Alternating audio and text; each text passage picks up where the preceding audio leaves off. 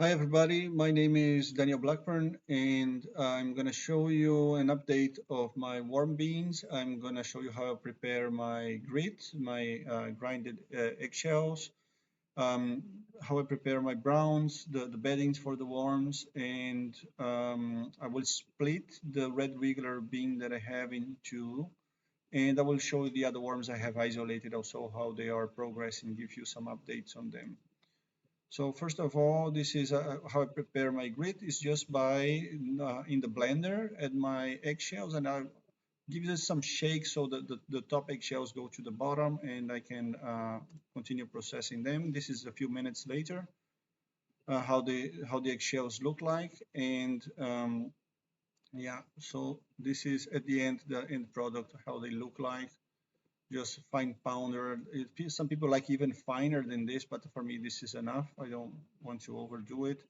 Um, so this is the bedding. So in the left I have um, the goat manure with peat moss, and in the right I have just a cardboard soaked in water. Yeah. So if you don't have goat manure, the peat moss or coconut fiber will do. Here is the box from the red wigglers that I want to split, and I will show you now how they are doing. They are there's quite a huge population. There's some coffee on the top, a lot of cardboard that I add, and they've been doing well. They eat their kitchen waste very quickly.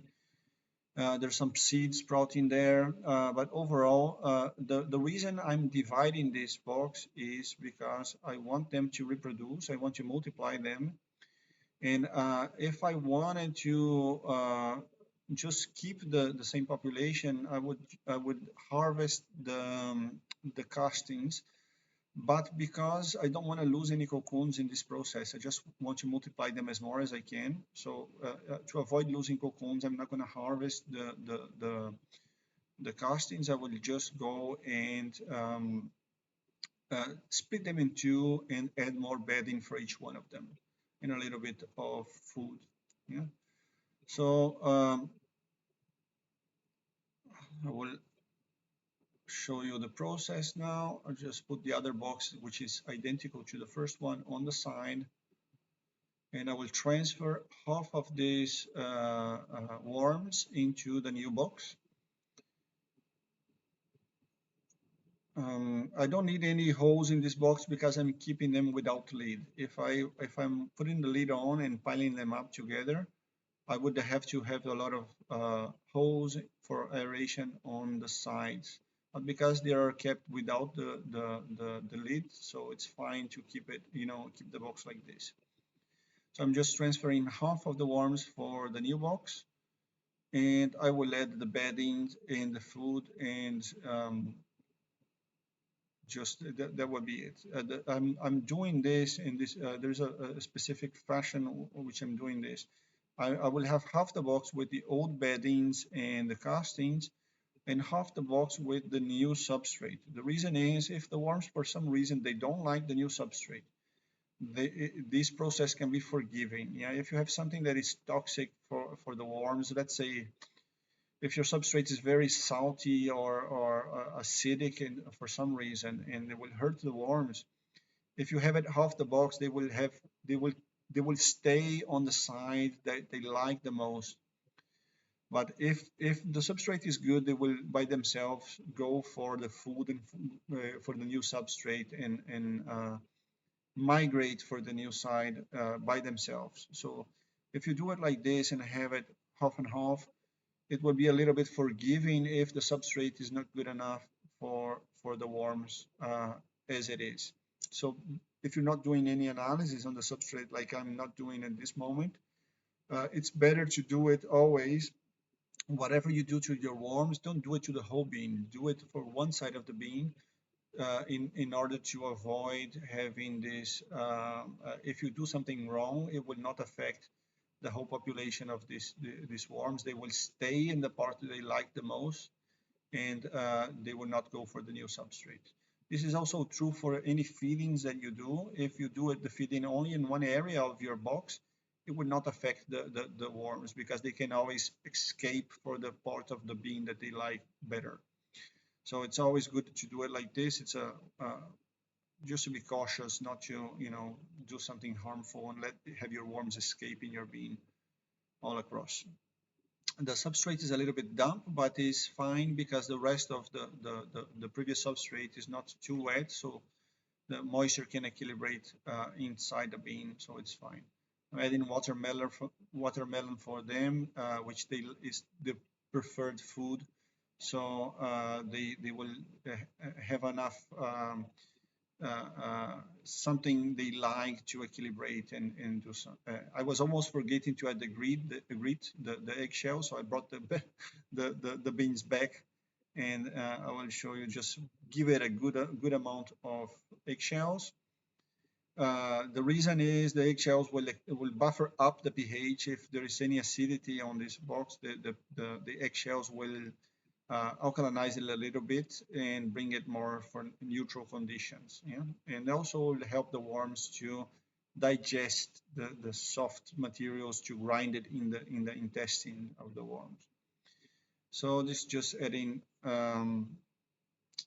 the grit there for helping the worms with their digestion, and this is also a pH buffer for them. Very popular on YouTube and on internet in general. I wouldn't add any grit, but I'm just by seeing everybody doing, I was convinced that this was a good idea. All right, there's one small worm there. I forgot to pick it up on the soil. Poor thing. So now this is the front patio worms. I transferred them for a bigger amount of substrate. They were in a small box with very high concentration, and I was experimenting with overfeeding them. It was very bad idea. When I overfed them, a week later, the smell was very bad. Some of the worms were very ill, and I waited a little bit more if they could resist that, but they couldn't. So, and then I transferred them for a new box. The worms that were sicker, they look in a bad state. I transferred them for soil, just trying to save the most I could. And the ones that were transferred for this new substrate, which is just peat moss and goat manure, they're doing better now, and they are recovering. So yeah, I very bad idea to overfeed the worms, even if they seem like they're avid composters. Yeah, at the end, overfeeding will result in killing them. Yeah, with this when you get an aerobic with a lot of nitrate on the box in the system, this is it will not be good for the worms. So everybody tells that, but I learned the hard way also that I thought they could manage and they couldn't. So it's always good to be cautious when you feed the worms. Don't put too much. Don't put too much. It's better to wait them. Process the previous food and then give them more in a way that you would not hurt them.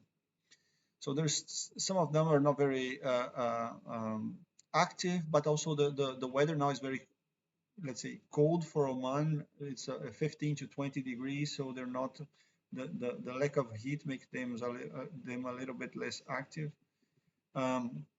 This last box I will show you are the worms that I isolated from my indoor pots, and they're doing all right. Population has not risen too much in this box.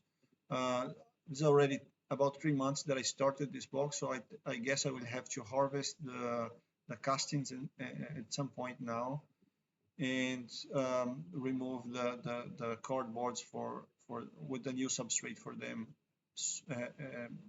Maybe in a week or two I will do this. This is how they look like. They're still healthy and doing well, but population is not too high, so I'm just waiting for them to naturally reproduce and increase their population. But nothing compared to the red wigglers. It's not a mystery why red wigglers are the best worms for composting. Even though other worms can do and withstand composting environments, the most common worm species used for composting, there is a reason why they're used. It's because they were tested in practice by many hobbyists and people who work with this, and since they've been doing quite well, this is the reason that people continue using them and propagate them. So these are the worms. All my beans. This is all I have to show for you guys, and thank you for watching, and see you next video.